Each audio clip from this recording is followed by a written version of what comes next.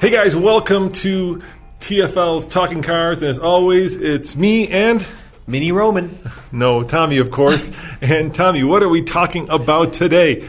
Today we are talking about Korean cars, and specifically the manufacturers that are changing the game, changing the automotive landscape, because what Hyundai, Kia, and Genesis are doing in 2020 is truly astounding. I mean, they are just knocking cars out of the ballpark one after another.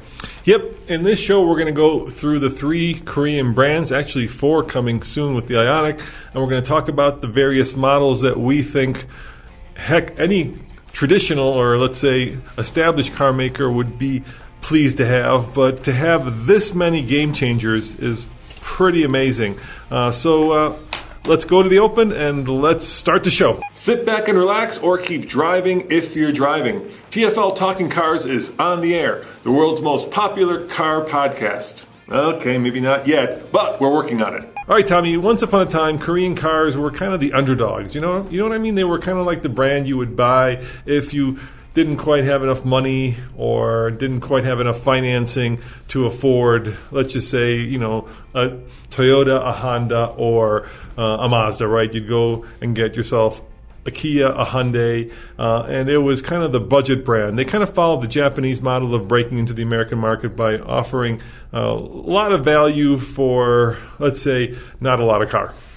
Yeah, they weren't very good, if we're being honest. So Hyundai came to the U.S., and do you remember the XL? I remember the XL. Yeah, this is a tiny subcompact, that launched in the mid-1980s. It was a really pretty terrible little car, if we're being honest. It was just... It was like a much worse Honda, a much worse Toyota, and for a lot and of a much cheaper Honda.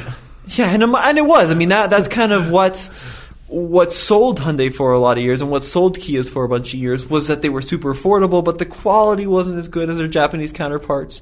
The design really wasn't all that good, and they were just kind of stuck in a rut. And they quickly developed a reputation for just being the bargain basement manufacturer. Yeah, but then things changed.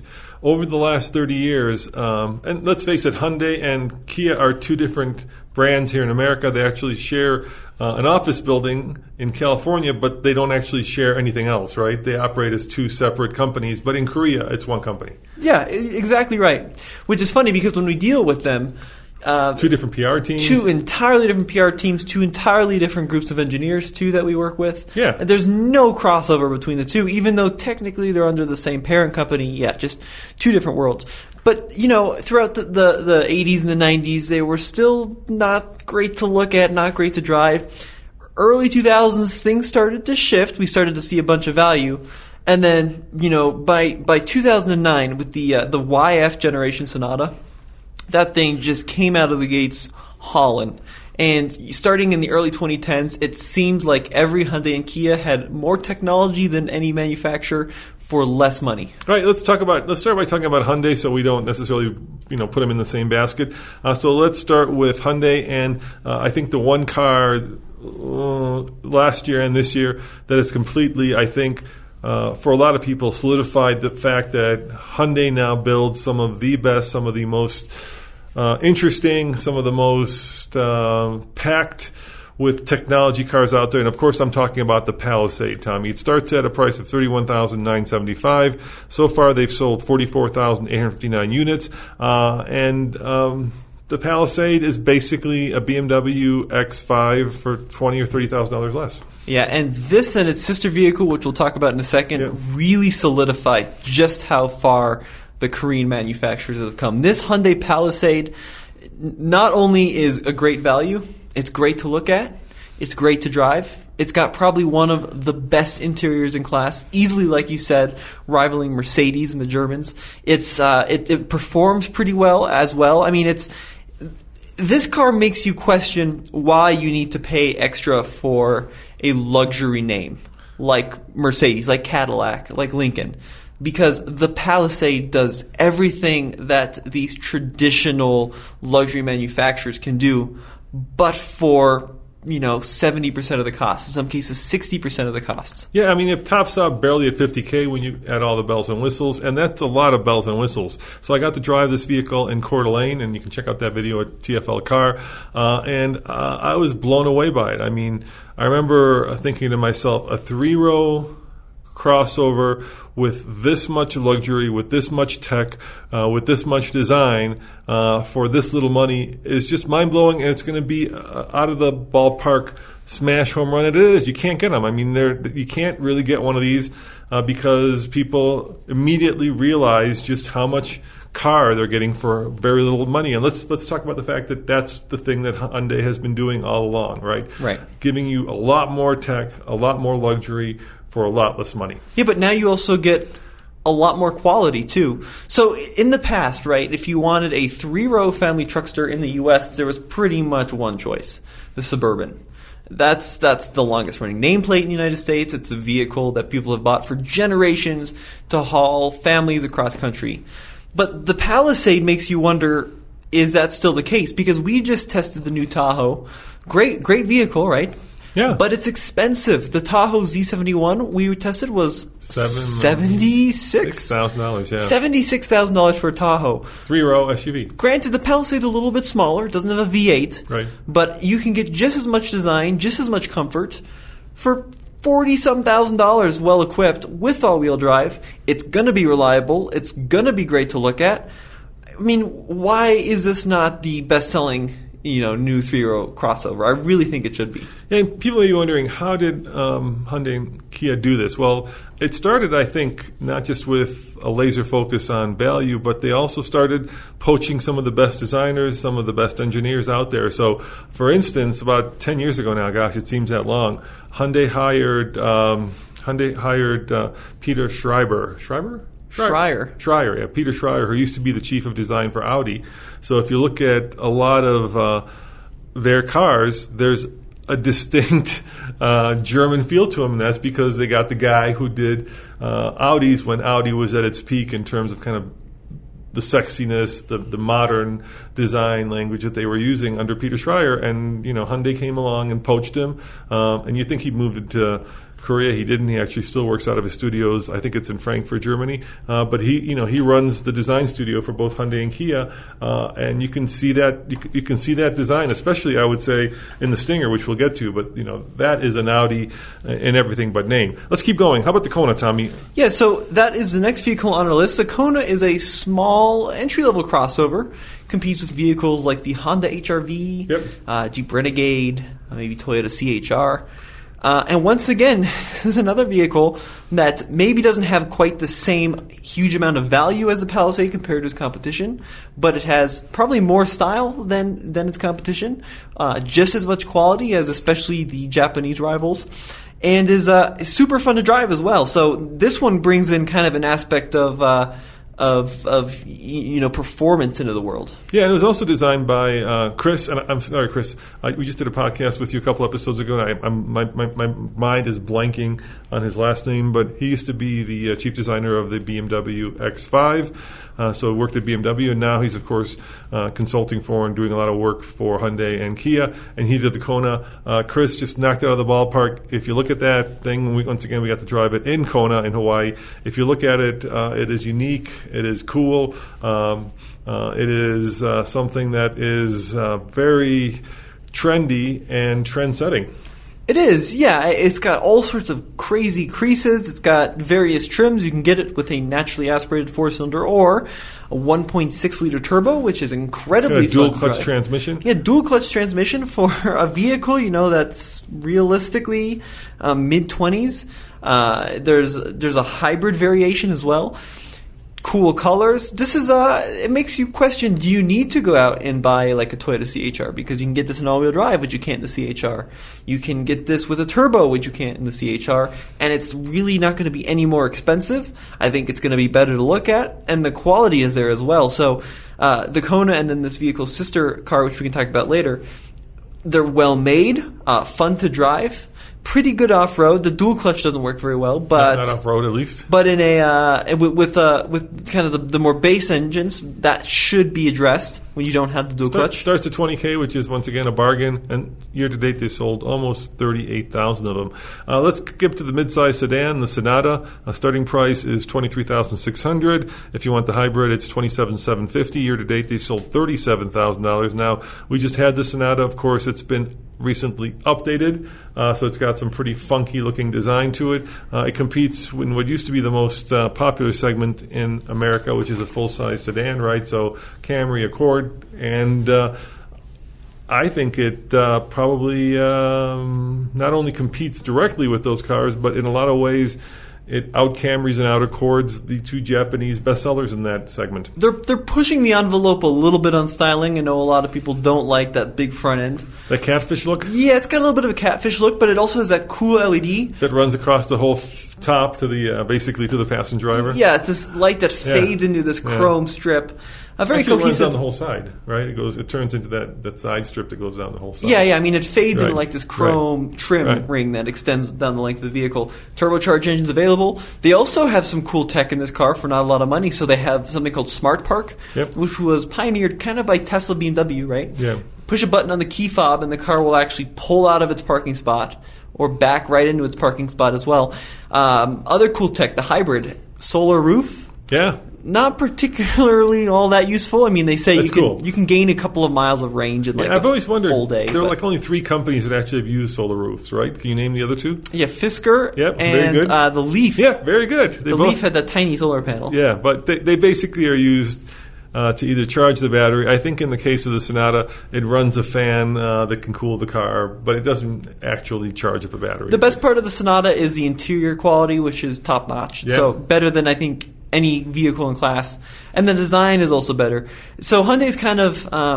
what I like about them is they don't stick with one design that they follow across every vehicle, which is a good and bad thing, but I like that a Sonata doesn't really look like an Ioniq, which doesn't really look like a Kona. Yeah, I agree. I mean, you look at an Audi, and it's hard to tell an A4 from an A5 from an A6. Yeah, and you know that the next Sonata is probably going to look entirely different, So it's kind of like America in the 1950s, in that they changed up the design all the time. Well, maybe not every year in the Sonata's case, but super drastic changes, and that just keeps it fresh and different. And hard to do. Yeah, and if you don't like this generation, either buy the previous one, which is really good as well, or just wait till the next. And the hybrid, dude, gets 54 mpg, up to 54 mpg, starts at $30K. 54 mpg in a midsize sedan. Pretty freaking phenomenal. Yeah, it is. It's amazing. Yep. All right, let's talk about the one we just had, the Nexo. Once again, now we're talking about cutting-edge technology. So a lot of the stuff that Hyundai does, of course, is we're like a competing Toyota or a Honda, and we keep using Asian brands. It could also be a Ford, or, well, probably not a Ford because they've gotten away from cars, but let's say a Chevy, also getting, then there's a reason we're using the Japanese competitors. What they'll offer is not only all the safety tech, but for the same price, you'll get things like heated and cooled seats, or heated and cooled front seats and heated seats in the back. Stuff that normally you would have to pay extra for in a lot of their competitors.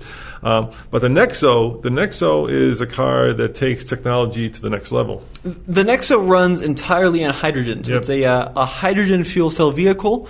Currently, there's only about 40 hydrogen stations in the U.S., but if you live in California, you can go out, purchase one of these piece de resistance right now. And Hyundai will pay you to drive it, literally. Right. Yeah, if you lease it, you get something like $13,000 in hydrogen credits. Yeah, $399 a month, I think. Yep. And they give you like $13K in hydrogen. Truly a brilliant piece of technology. It's so much better than the Toyota Mirai, which it competes with, the other hydrogen vehicle. Yeah, I've driven actually all 3. I've driven the Mirai, also driven the Honda Clarity hydrogen, and I've driven the Nexo. And they all kind of suffer from the styling. Not great to look at. I agree. No, they're not great to look at, but especially the Mirai. Nice to drive, and the Nexo is I think probably the softest, squishiest car you can buy in America. Like it makes an S-Class look like a Lotus. Like your dad's Buick, if I ever owned a Buick. It's nice. I don't understand why more companies don't just build soft, squishy cars, because it's not only does it run on the future, it also drives like a 1980s Buick, which is considered a bad thing, but I love it because I never go to the Autobahn, or the Nürburgring. Starts at 58,000. They've sold a grand total of 92, Tommy. Yes, well, that's because they need to start building more fudging hydrogen stations. We've got a cool video where we drove it up Pikes Peak, and then you did something really unique with the water that came out the tailpipe, so I'm not going to spill the beans on what you did, but check out that video. It's Model Y versus Nexo versus Pikes Peak. Okay, now let's talk about the Ioniq, which is their hybrid, plug-in, and electric car that really does directly compete with the best hybrids, electric plug-in cars out there. Yeah, and the great thing about the Ioniq is I think it's a better-looking, more efficient Prius in a lot of ways. Yeah. For less money. So once again, they offer such an incredible amount of value for less than its competition. I mean, the Prius is kind of a stigma around it. If you want a car that looks better, that drives better, that's pretty much, if not in some cases, more efficient than a Prius, that also offers a lot of choice, the Ioniq is often overlooked. Starts at $23,000 for the hybrid, $33,000 for the electric.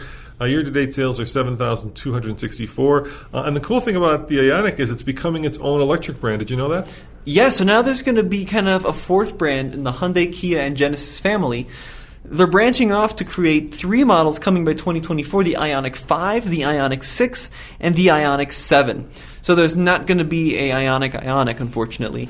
But the Ioniq, just like Genesis, is going. Remember? It was like Hyundai Genesis. Yeah, I know. And then it became Genesis. The Hyundai Ioniq is now becoming just Ioniq. So the Ioniq 5 is going to be a crossover. The Ioniq 6 is going to be based on the prophecy concept. And, of course, the Ioniq 7 is a 3-row crossover. It'll be pretty cool. You know, I think a lot of people don't think of Hyundai when they think of electric cars, but you should.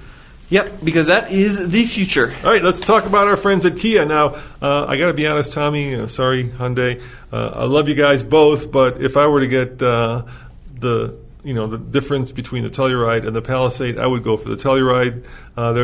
They're kind of, twin cars, twin brothers from another mother, right? But they're basically identical in a lot of ways. But I just like the styling more on the Telluride than I do on the Palisade. There's small differences between them, but just for me, and maybe because Kia did the launch in Moab, which is one of my favorite places, and I got to actually outside of Moab, I got to drive it to Moab. So I'm more partial to the Telluride. They're both great. Starting price $31,999. Year-to-date sales $30,000. What do you think of it? Brilliant. Up to 5,000 pounds of towing capacity. It's got a lot of surprising amount of off-road capability, and yet it still has luxury amenities to match Mercedes GLE, BMW X5, the Lexus RX, Lexus GS. It's all there for such a small amount of money relative to its competition. I mean, starting at under $32,000, 291 horsepower V6, which isn't. It's kind of the one part of its armor that lets it down. It's a little thirsty. Let me put it this way. I just got done driving the X7 cross-country, BMW, and then I got into the Telluride, and I was amazed at how luxurious and opulent the interior of the Telluride felt. If you told me that this was done by Mercedes or done by BMW, I would have not been surprised. The one thing that both of these do, I think, lack right now are the power plants. They're fine. The V6s are fine, but they're not particularly gutsy or fuel efficient or powerful. They just move the car. I think the one part of the design I don't like in the Telluride is the front is a little dopey looking. I like that. I know. People love it. I think the rear is the best looking rear end on any SUV. If I could have the front of a Palisade made it to the rear of a Telluride, I think that would be the perfect combo. And the interior is also really nice. I like the Palisade interior a little bit more than the Telluride, but they're both just, the quality of materials are incredible. And you can see based on these pictures that they're really marketing the Telluride as an adventure vehicle, where Palisade is kind of more luxury oriented.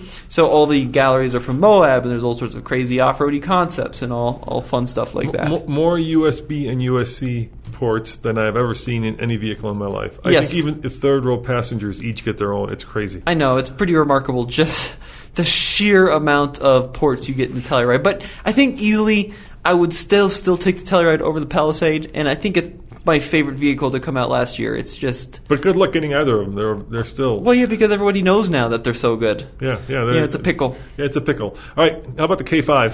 So the K5 is another... What is the K5? Let's start with that. Well, it used to be the Optima. Yeah. And now it's a... mid-size sedan, so it's... Yeah. For some reason, Kia, like every other brand, has decided that they're going to go from having really cool names like Optima to having really boring alphanumeric designations. So we've gone from the Optima to the K5. Wah, wah, wah, wah. YK, Y5, I don't know. It doesn't matter because the car is brilliant. I really like this car. It's great design. It's got this really cool front end with these daytime running lights that make this swoosh around the front end. It's got kind of that sporty coupe-like design around the side, so it still is a pretty traditional sedan design, right? But sloping roofline. Starts at $23,490. Year-to-date sales $1,268 because it just went on sale. And what's cool about it is, of course, the design, like you said, way more aggressive. All-wheel drive, which is unusual, Tommy. A little unusual in the segment, and it's also... what other cars are all-wheel drive in that segment? I shouldn't say unusual. Pretty much everything. 2. No. Yeah, only 2 others. Legacy. And Camry. And what else? Ultima's available in all-wheel drive now. Is it available in Ultima? Quite sure of that, yeah. Okay. Fusion's gone. That was all-wheel drive. Fusion was all-wheel drive. The Honda is front-wheel drive only. The Mazda is front-wheel drive. Front-wheel. Mazda 6, only front-wheel drive. Is it still only front-wheel drive? Because the 3 is all-wheel drive now. No, Mazda 6 only front-wheel drive. Anyway, there's in the comments. I think there's only 3 cars that are... Camry just became all-wheel drive. Yeah, Ultima is all-wheel drive, too. Yeah. Yep. So I think the big deal about the K5 is it's more fun to drive than the Sonata.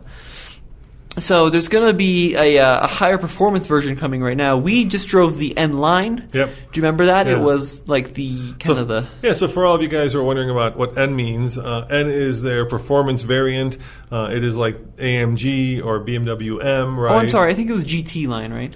Yeah, it's GT line, but N is we drove the GT line, but N is their ultimate performance Kia, and that's another German that got poached or brought over from BMW, right? Albert Biermann, who used to be the head suspension and chassis design engineer at BMW, went over to Kia, and now he's doing all their N lines. So I met him, we talked to him, he flies over to Korea.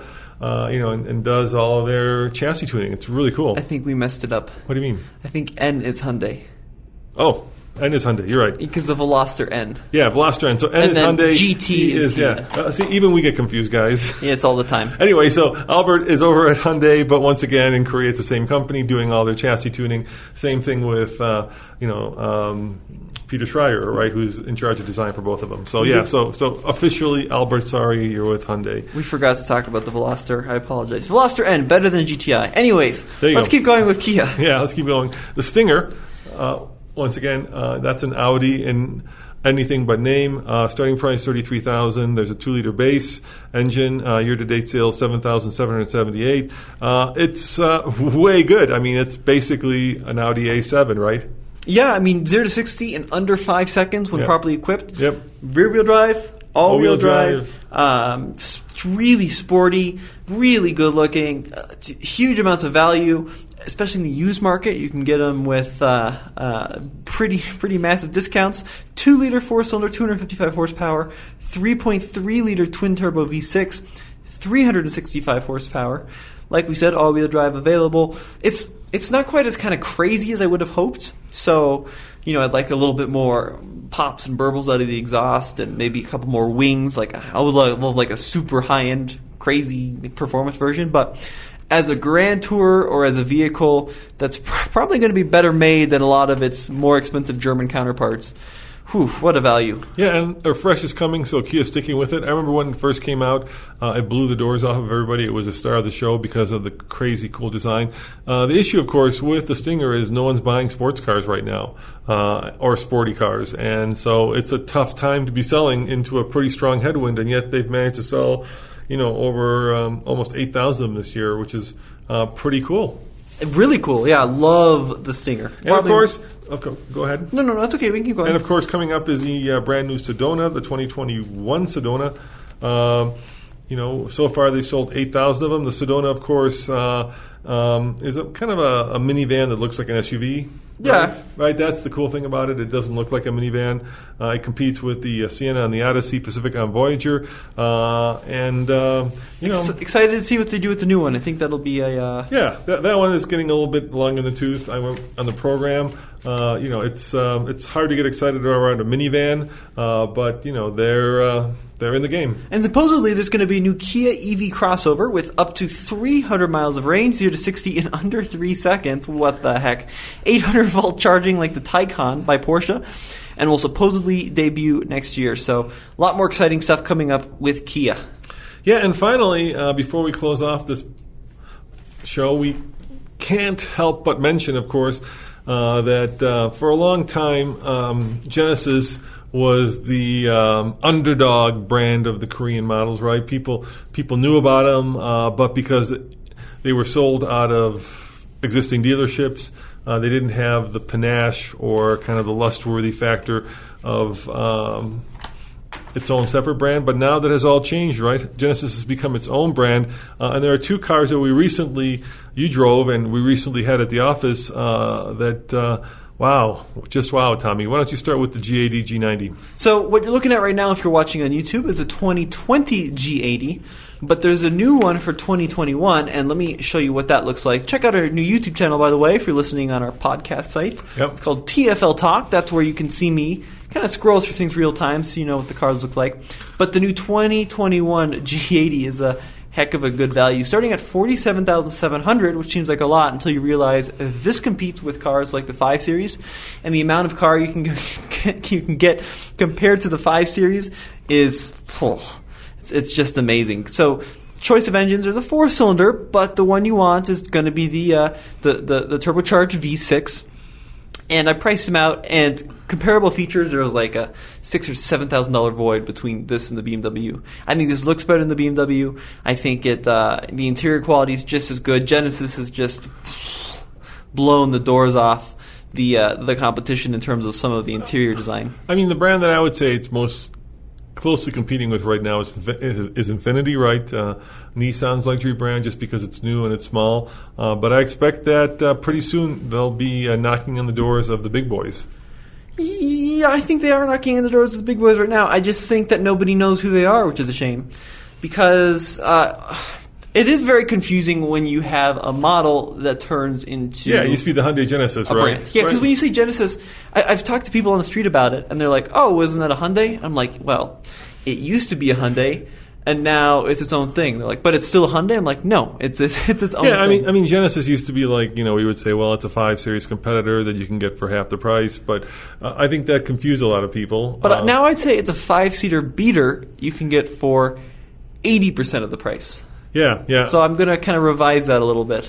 And it takes a long time. Let's face it takes a long time to build a brand, right? There was this renaissance of brands that happened when I was a little bit younger, when the Japanese decided that they needed luxury brands. So, of course, Honda created Acura, Toyota created Lexus, Nissan created Infiniti, and now, once again, the Koreans are following that same path with Genesis and Ioniq in some ways. But what's confusing is there was never like the Toyota Lexus, right? Yeah, they just launched with and then Genesis is in another pickle because not only was there the luxury car, the Hyundai Genesis, right? There was also the Hyundai Genesis Coupe. Do you remember that? I remember the Coupe. It was brilliant. So I'm not sure they should have stuck with that name, but if you can get past the confusing name, the cars are just amazing. All right, well, let's talk about the GV80. That starts at $49,000 and is on sale next month. What should we do? The G90. All right, let's go to the G90. Okay, we'll just zip through this. The G90 competes with the S-Class, the LS. It debuted at the LA Auto Show. In the 7 Series. I had a great opportunity to drive it in Los Angeles. Loved it. This is an interesting segment. It's a segment that... is not big in America. No, it's not big in America, and it's heavily brand driven. Right. If you want an S-Class, you're probably going to buy an S-Class. There's not going to be a lot to convince you that you need a G90, even though the G90 is still one of those cases where like half the price for most of the cars. If you want a 7 Series, you might buy an S-Class. Well, yeah, if you really want a 7 Series, you're going to buy an S-Class. Exactly right there. But if you're looking at an LS... you might buy a Genesis because I think it looks better. I think it's almost not quite as nice on the inside as the I thought it was a LS. little stodgy. The interior is a little stodgy, yeah. But Those wheels are incredible, though. Oh yeah! Oh my God, the wheels! I don't know why this website's giving me such a hard time. Whoever designed those wheels, you get a big old cookie because those are some intricate wheels. They also have Look. So I talked to the designer. Yeah. He was from South Korea. Yeah. And he says in the South Korean market, Yeah. they have some interesting colors. Like they have a matte white Yeah. that you can buy from the factory. That would be really Look, cool. here's my call on this segment, and this is just me. So if you guys love these big old sedans, and don't take this out on me, send Tommy an email. But any car where it's not driver based, but it's passenger based. In other words, the whole car revolves around the back seat. Can't get into. I just find it to be opulent to the point of being silly. But it has a V8. Yeah, so what? All right. Right, it's about being driven, not driving. And to me, the beauty and the fun of any car is driving it, not sitting in the back like a first class passenger. Clearly, you are not sophisticated enough for the G90. I am not sophisticated enough. No. That's why we have a smart car. Yeah, no a backseat. bright yellow smart car. All right, Exactly. How about the GV80? So the GV80 is a crossover. A crossover. Yeah. Same platform as the G80, Yeah. but it's Genesis' first SUV. Yes, Rear-wheel drive platform. on so sale next month, dude. Rear-wheel drive platform, so Yeah. it doesn't share the same kind of car as the Palisade and Telluride. Yep.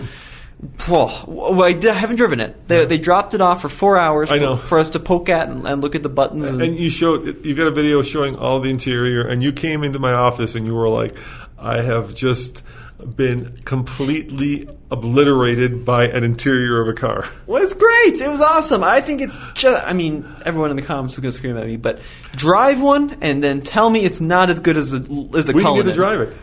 Yeah, okay, let me clarify. We got the poke at Sit in things. one and poke at it and tell me it's not as good as a Rolls-Royce Cullinan because every switch is aluminum in there. Every the selector for Look. infotainment is glass. Yeah. It has a 3D. I kid you not, a 3D instrument cluster, and you don't even need red and blue glasses to use. How did they figure that one out? What kind of witchcraft is that? Look, here's the thing about these luxury vehicles, right? It's not about the luxury features as much as it is about the brand, right? So yeah, it probably rivals that of a Cullinan, a Rolls Royce, but it doesn't have the spirit of ecstasy popping out of the hood, which is, what tells the world that you've got way too much money to spend on cars. That's silly. It's a better car. It's better made than the Cullinan. I think it looks better than the Cullinan. But It doesn't have lamb it's carpets. like a watch, I'll right? give you that. No, I understand. It's a status symbol. It's not necessarily But about move past the that. tech. Enjoy your twin turbo V6 and your forest green interior with pleating on everything, and there's nothing to dislike about the GV80. It's affordable, starts at under $49,000. It's better than an X5. It looks better than an X5. I don't know if it drives better because we didn't drive it, but just buy the GV80. I'm just saying it now. Brilliant car. All I'm saying, Tommy, is it's very hard to establish a luxury brand because provenance and the nameplate I agree. are much more important than necessarily the vehicle itself. It's a pickle. It's a pickle, Tommy. Well, guys, you've spent another, 45 minutes or so listening to us describe the virtues of the Korean car manufacturers. The one thing I would say, Tommy, is, we get to know a lot of these car manufacturers, and the sense I always get from the Korean companies here in America, at least the people we know, is that I always feel like they're working twice as hard to compete, right? There's this kind of underdog business ethic that runs throughout the company where they're always trying to outdo the established brands and in that way establish themselves. Yeah, these companies are going places. They have the best warranties in the business. Yes, that's another one. We didn't even talk about that. Yeah. The 10-year warranty, yeah. Oh, I know, it's crazy. I think I know. it's 100,000 miles. Yeah, and I got to tell you, we drive every new car, and there's not one of these cars on this list that I couldn't wholeheartedly recommend, right? I would say get any of these cars and you'll be happy with it. And not only that, but these cars, like I say, if one of these cars belonged to a different brand, the car company would be, trumpeting its awesomeness. But you've got, what is this, like a dozen cars, and all of them are pretty darn cool. Even like the entry-level cars, Kia Soul, it's great. Yeah, I like the old Soul better. Well, You picked- you're incorrect. Kia Soul is great. Kia Seltos. I like the hamster Soul. Kia Seltos, really good. Yeah, the Seltos is cool. Hyundai Venue is one of the most affordable new cars you can buy. Yeah, the Venue is what, the Kona, right? And It's smaller.